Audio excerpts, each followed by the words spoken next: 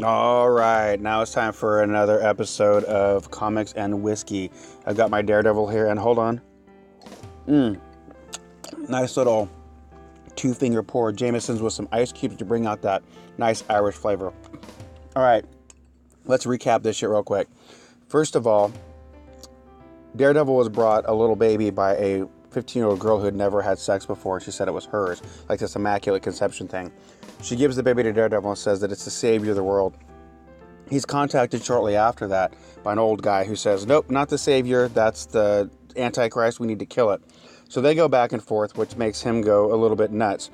He starts to call Black Widow, but then hangs up. But she shows up anyways because apparently she's got the caller ID thing. So they struggle over the baby a little bit. She ends up taking the baby with her. At the same time, his business partner Foggy gets framed for a murder because he takes a client. Well, actually, they both end up at her place. And they start to get busy when she turns into some kind of like demon-looking thing and then throws herself out the window. And of course, everybody looks up and sees him standing there with no shirt on. And they're like, that's the guy who did it. Daredevil went to Foggy's mom after that, who is, I guess, a partner in the same law firm, says, hey, we need to defend your son. She says, I don't think so. So he says, screw it, kick rocks, I'm going to get out of here, and I quit. Now, in the last episode, or last issue, he had been beat up by some people and thrown in this white room where they had this noisemaker that threw off all of his radar senses. That ended with him breaking out of that room, and he throws himself out a window and lands on the street, and of course there's a truck right there getting ready to hit him. Alright, so now let's get on to this issue. Daredevil, the man without fear. So we open up and we got a couple of heartbeats here. One of the heartbeats he recognizes as Black Widow's, and the other one he recognizes as the baby. And here we are on a rooftop. We've got Black Widow over here on the left. She still has the baby out in the rain, which, I mean, come on, man. Like, that's not good parenting skills. I feel like she knows somebody who could watch a kid. Anybody who could watch a kid. But they end up over on this rooftop, and I'm not quite sure how that happened. I guess she web swung down and, like, jerked him away from the front of that truck or something. So he's telling her basically what happened in the last issue where, you know, he was in the white room and whatnot. And how he, you know, they wanted the baby too. He also, so he starts to tell her about all the stuff that's going on. He doesn't know who is behind, like he knows somebody's behind everything that's going on, but he can't figure out who because everything's just kind of crashing down at the same time. It's very reminiscent of when the Kingpin tried to destroy his life way back in the day. So she basically says, look, I you know, you need to focus on what's going on. Like, let's get down to the brass tacks, the reality of all this. But then he starts thinking, well, wait a second, what's going on with you? Like, everything seems to be roses with you, and everything on my end is just like, I'm getting beat down and hailed on, and like, it's like Job up over here. So they start going back and forth about that.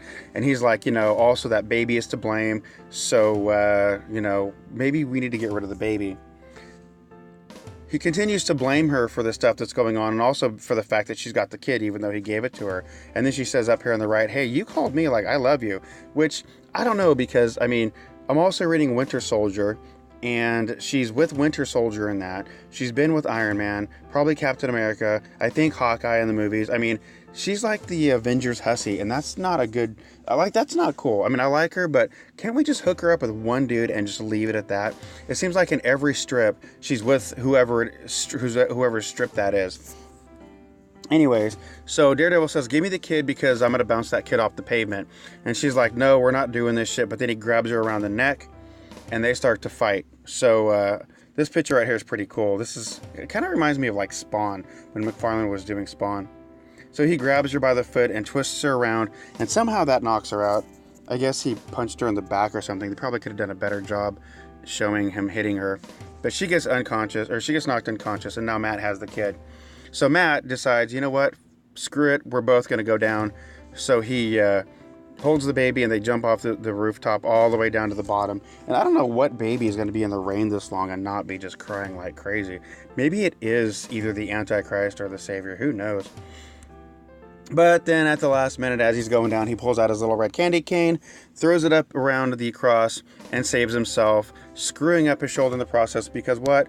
Boom, he decides to land on it right there. I mean, I would think that would jerk the shit out of the baby who is still not crying. But now Matt's in pain because he's jacked up his arm. Natasha's pissed off at him, so he goes to the one place where he finds some amount of comfort, to his mom, who is a nun.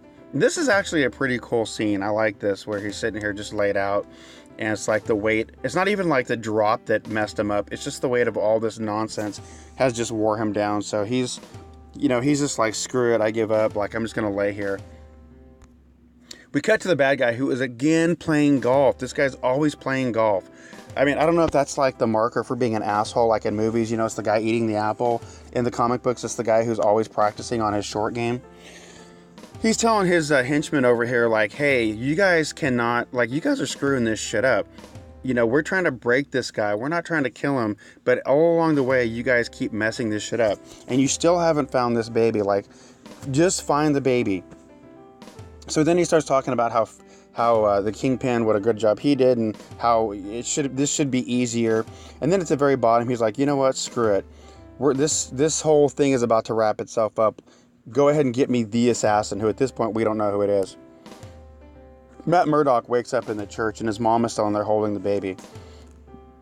And the next couple of pages is basically them having a long ass conversation about God, and about how he doesn't believe in God, and how all these bad things have happened to him.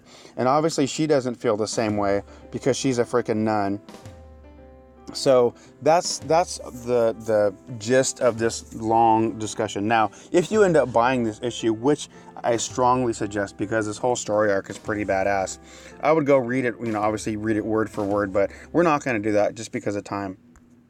So at this upper part here, he's basically saying, like, why would I believe in God? Because all I've ever had is darkness, and this is just not my gig. And then he says, like, he let you off the hook pretty easily, didn't he? And I'm not quite sure what he means by that. I think diehard Daredevil fans will probably know. And then she whacks him. But this is interesting. It's interesting, like, I don't know what her body's doing here. Like, her head is turned one way, and that would have to be her left hand coming all the way across, because the thumb is down right on the inside. Did she just like straight finger punch him in the face? That's a pretty good like little karate move there. Then of course she hits him good, so he wants to hug her like a mama's boy and tell her that he's sorry.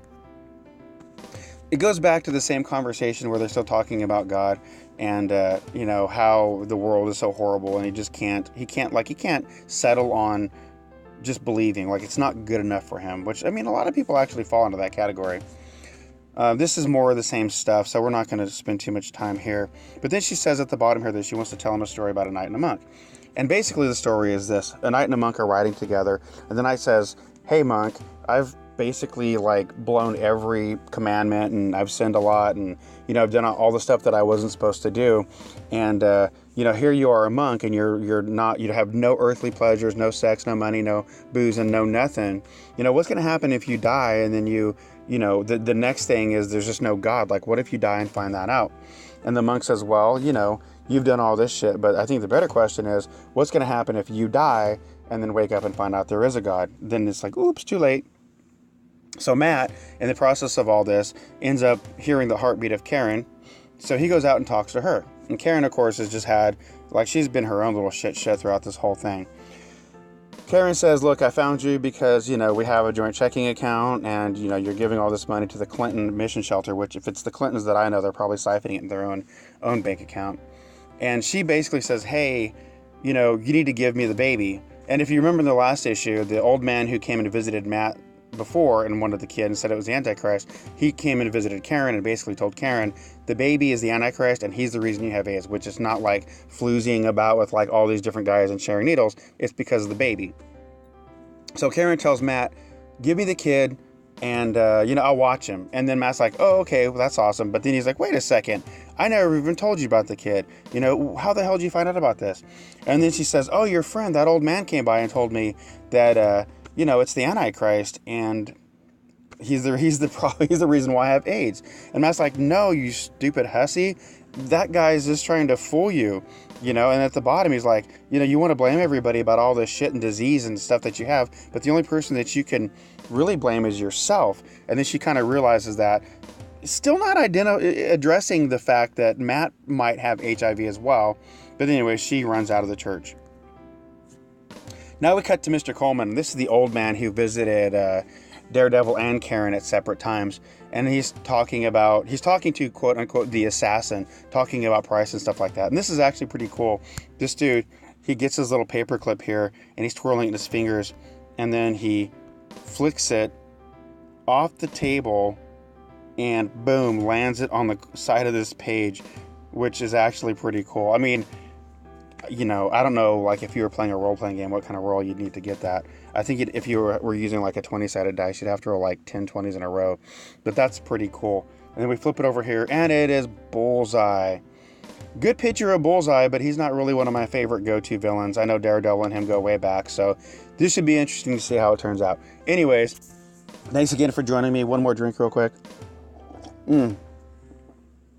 Thanks again for joining me on Comics and Whiskey. We'll do another one pretty soon. You guys are awesome. Hope you enjoyed it. Next time we're going to look at Daredevil again. I think we have 2 more issues, and then we'll get on to something else. I'm not sure what we're going to look at next, but I don't know. We'll figure it out. Take care. Be safe.